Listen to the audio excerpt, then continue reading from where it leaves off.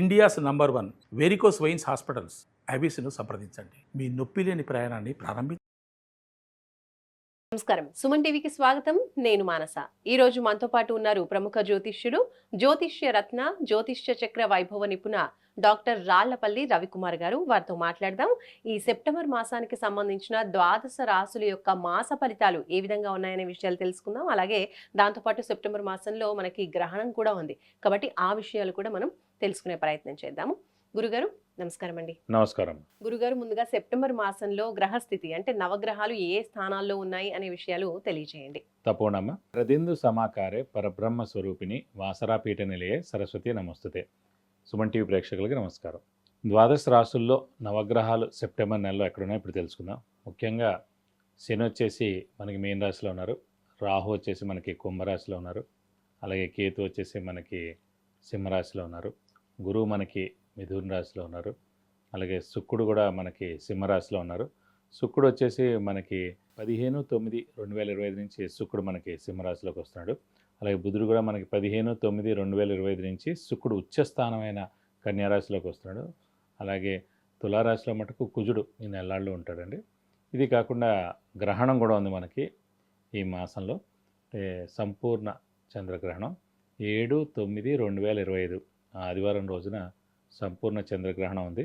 ఇది కూడా రాత్రి 9:58 నుంచి నెక్స్ట్ రోజు 8/9/2025 తెల్లారగట్ల 1:26 వరకు సంపూర్ణ చంద్రగ్రహణం ఉంది. ముఖ్యంగా ఈ సంపూర్ణ చంద్రగ్రహణం ఏ రాశుల మీద ఎఫెక్ట్ ఉండదండి, ఓన్లీ కుంభరాశి కొంచెం మీన రాశి మీద ఎఫెక్ట్ ఉంటుంది.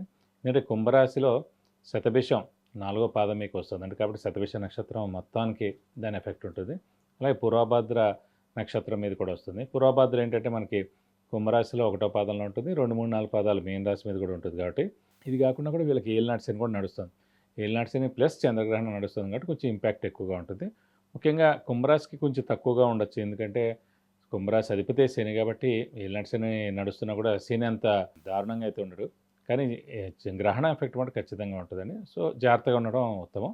సో శతభిష నక్షత్రంకి పూర్వభద్ర నక్షత్రం మీదే చంద్రగ్రహణం వస్తుంది కాబట్టి ఈ 2 నక్షత్రాల వాళ్ళు కొంచెం జాగ్రత్తగా ఉండాలి.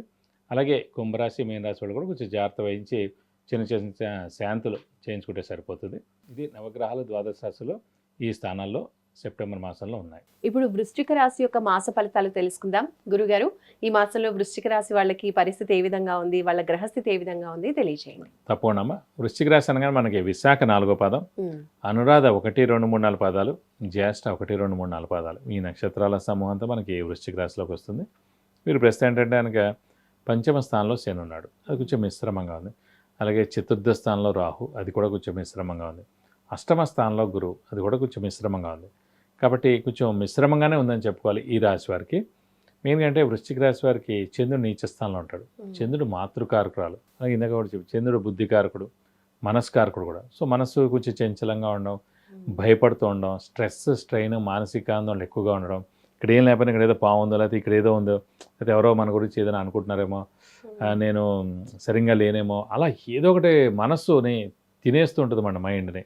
చంద్రుడు మెయిన్ అన్నమాట. సో చంద్రుడు చాలా ఇంపార్టెంట్ అండి. 9 గ్రహాల్లో చంద్రుడు చాలా మెయిన్ అన్నమాట.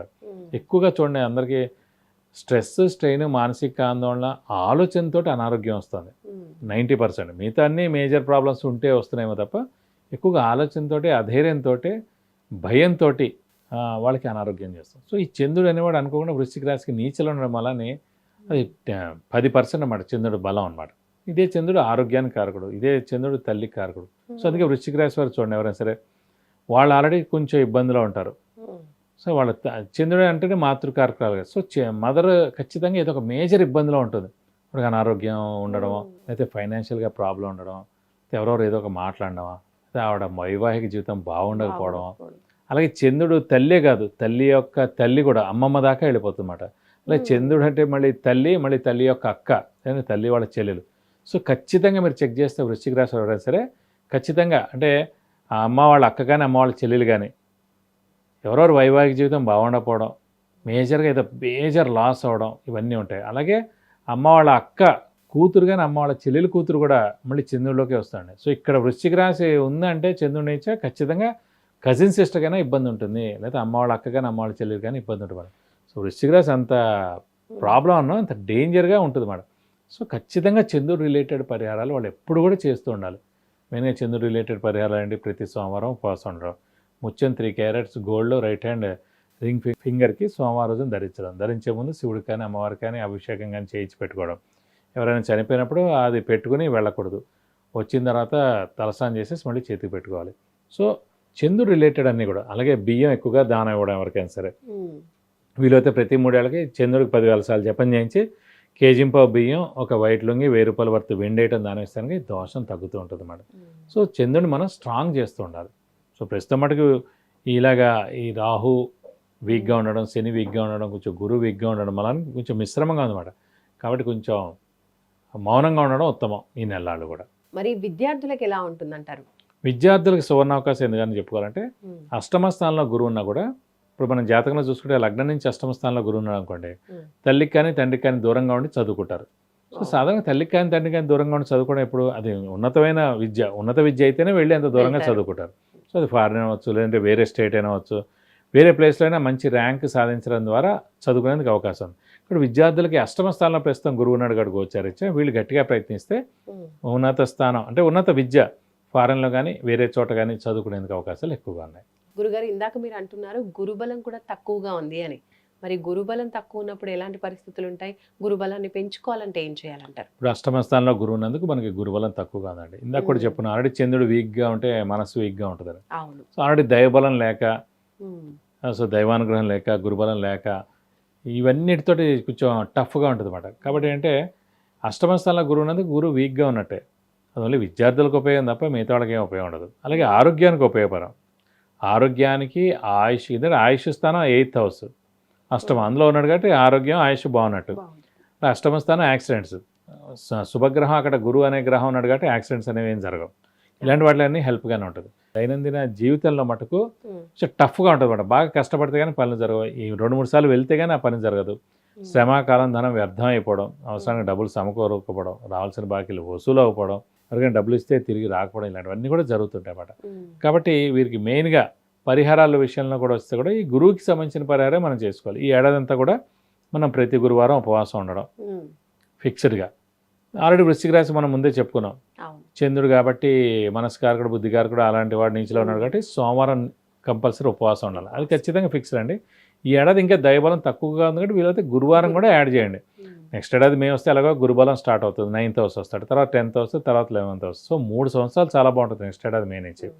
ఈ ఒక్క ఏడాది కాబట్టి యాడ్ చేయాలంటే గురువుని కూడా యాడ్ చేయాలి కాబట్టి ప్రతి గురువారం ఉపవాసం ఉండడం, దత్తాత్రేయ స్వామి అష్టోత్తరం ప్రతిరోజు చదువుకోవడం, ప్రతి గురువారం దత్తాత్రేయ స్వామి టెంపుల్కి వెళ్ళి 40 ప్రదక్షిణాలు చేయడం, అలాగే అదే గురువారం రోజున అభిషేకం కానీ అర్చన కానీ దత్తాత్రేయ స్వామికి చేయించుకోవడం.